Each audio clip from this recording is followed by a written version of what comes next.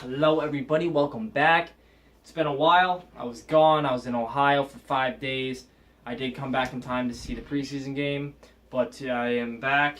I am posting videos. I do not have a computer anymore. I destroyed it on accident, so I have no keyboard. I did just buy this. It's a little tab.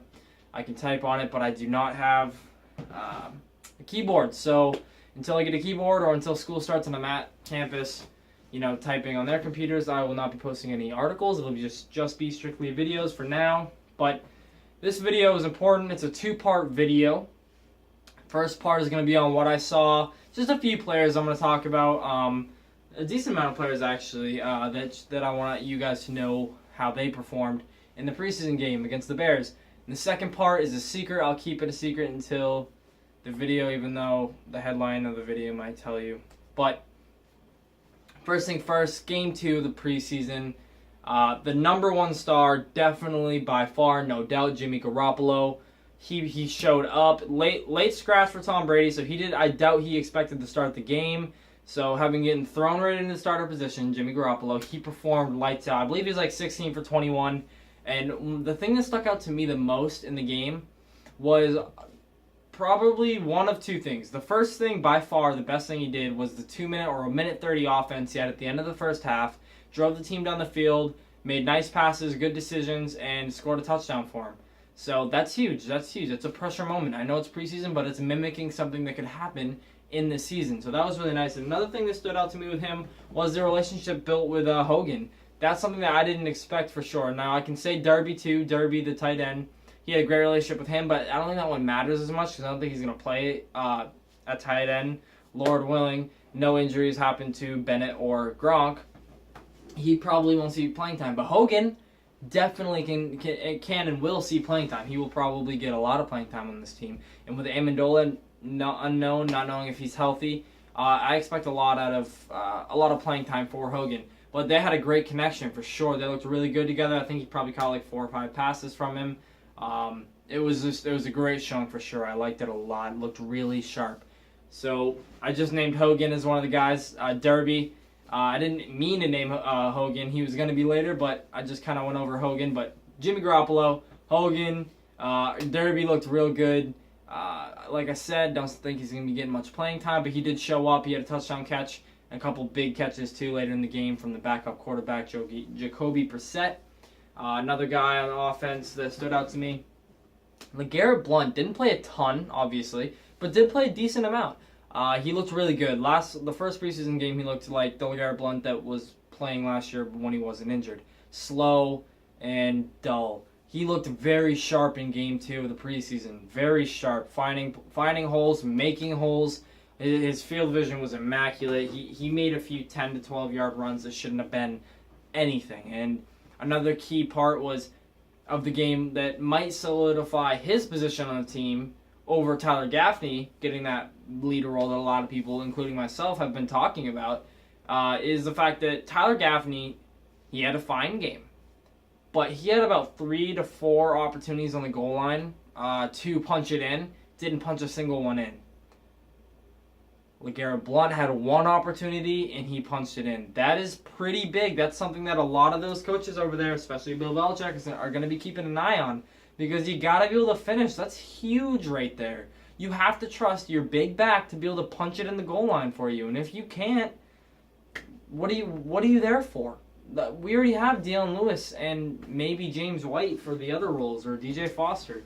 We need that guy to get us a few yards on first, second down, or goal line.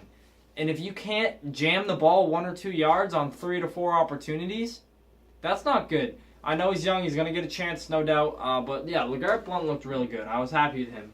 Martellus Bennett looked good, too. One thing, the offensive line looked better. That is for sure. The offensive line looked better. They improved from the first week, which is really all you can ask for in the preseason. Now, getting to the defensive side of the ball, first thing first, game started on defense. Didn't look good. Actually looked awful. The defensive backs were getting absolutely torn up by the number one Patriots defense, or the first stringers, versus the first string Chicago Bears. The Bears are destroying us. No doubt. Cutler had all the time in the world. There was no pass rush in the first 2 drives, really, or maybe drive and a half. The first drive was very long. So there was no pressure on Jay Cutler. He had all the time, and he's making good throws. They had the 2 wide receivers, Kevin White, from who was a first-round pick 2 years ago, but was injured last year. And they also have Alshon Jeffrey, one of the best wide receivers in football, who's injured last year as well. And I want to say 4 straight plays they were completed to either of them, really with no competition. It was a pretty scary start. No pass rush and no defense on the corners with the corners, but no pass. If you don't have a pass rush and that quarterback can sit as long as he wants, it doesn't matter if it's a sucky quarterback like Jay Cutler. If you have Alshon Jeffrey and Kevin White, you know they're going to get open eventually. So that was very scary, but they definitely picked it up for sure, and I definitely was happy to see that. Malcolm Butler made a great play on the ball. Should have had a pick, but he dropped it. It was a very hard play. But another guy that did have a pick, Cyrus Jones. Cyrus Jones had a very, very nice play. He knew the route better than the wide receiver did, no doubt. It was a little hitch. He jumped it. Could have taken it to the house. Took it, a decent amount of yards for sure. It was good. Liked what I saw from him for sure. Malcolm Butler, sketchy start, but picked up. One guy I do want to talk about are two other defensive guys that were really stars. Chris Long and Rufus Johnson. Chris Long, defensive end / outside linebacker for the Patriots. He didn't really get his hands on the quarterback that much, but the pass rush was there. And they're saying this in the broadcast. When you have an outside rusher and they're rushing and they're still not getting to the quarterback, even though they're putting a lot of pressure on, that is a lot to do with the other side of the line not doing their part too. It takes more than one guy, and I believe that had a lot to do with why Chris Long didn't get any. I believe he might have gotten 1, but I don't think he got any sacks. He did look really good, though. He looked very, very good, for sure. And another guy that looked arguably, or really not even arguably, definitely better, Rufus Johnson. Who? Exactly. That's what I'm saying. He's just another one of the camp names for the Patriots. But he's fighting for a spot on the roster, and if he plays like he did last game again, he will. He had probably 2 straight plays where he had a sack, and then he pressured the quarterback. Then he absolutely blitzed up the run game. Messed up the run game. Sorry, he didn't blitz. He's defensive end, so it's defensive tackle. But no, he looked very good. Energetic, celebrating all the time. He looks, very good. I liked what I saw from him, no doubt. But overall, it was pretty good. I liked what I saw. Overall, a good performance of the Patriots as they got the win. Now, another half of the article or the video, totally different, has to do with the running back position for the Patriots. Carlos Williams out of Florida State. He's a second-year running back.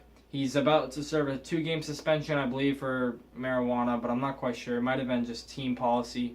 For the Bills, they cut him. That is huge. The Patriots, now look, I did just say LeGarrette Blount had a fine game, but he's on a veteran minimum almost. So if you take in another running back, that's fine. LeGarrette Blount isn't so good to the point where you can say, oh no, we don't want to bring someone in, we already got a good back. That's not the case. Or cowbell back. So Carlos Williams last year rushed for, I believe, 570 plus yards. He had 7 touchdowns. He was very good. Under LaShawn McCoy, who was injured a little bit last year, he showed up when LaShawn McCoy was out, and even sometimes when he did play. And one thing he was for that team was he was the goal line running back. He was the whatever and short yardage to come running back. He has a bright future in this league. Obviously, he needs to get his head together, but this is a situation we've all been in before with the Patriots. A good player, a young player who has a little bit of character issues, comes to New England. Will they sign him? I don't know, but I'm just saying I think they really should. I would if I was New England. They have a hole at the running back position. I know I just spoke well of LeGarrette Blount and last week of Tyler Gaffney, but neither of them are Carlos Williams and have the future that Carlos Williams could have. Yes, straighten him out, but make that move. He's not going to command much because of what's going on. He's missing the first 2 games. You can see what you have in Tyler Gaffney. You can see what you still have in LeGarrette Blount. There's no problem. There's nothing that could go wrong with bringing in a guy. If he's still a dink when he's here, you let him go. Period, end of story, and you keep going with what you got. Bring him in. Take a flyer on him. I don't see why not. He is a proven, one year, proven good running back. This kid can be a stud, and I truly mean that with all of my heart. I think he's a very good running back. Get his head together, Bill Belichick. let him go. Let him play for the Patriots. I want to see it. Bring him in. Can't hurt. So that's the other part I wanted to talk about. That's the other half of this video I really wanted to get in, was this kid is someone who can actually be the real deal. He might not just be one of those temporary running backs that the Patriots always have. He's young. He could be a running back if he gets set straight for the future for the Patriots, which is huge. He's not going to be commanding much money because of what's going on. I love it. It's just a perfect situation for New England. Go out and get Carlos Williams. Don't even think about it. Right now, before another immature team, I don't even know why I said immature, but there's another team, I'm salty because I don't want another team to pick him up. For another stupid team picks him up because they're going to go make that move. They're going to go get Carlos Williams. They're going to be like, okay, he's a pothead, or he's kind of a loudmouth in the locker room. We'll bring him here because he can perform. He won't be a loudmouth in the New England locker room. That's just not how people are, and if you are, you get cut. Bring him in. I love it. So, you've heard it here. Have a good day, everybody.